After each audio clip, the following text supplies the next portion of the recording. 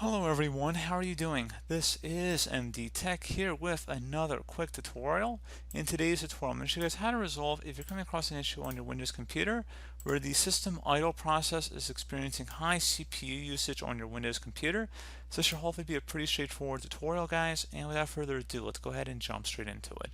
So all you have to do is just right click on your taskbar and select Task Manager.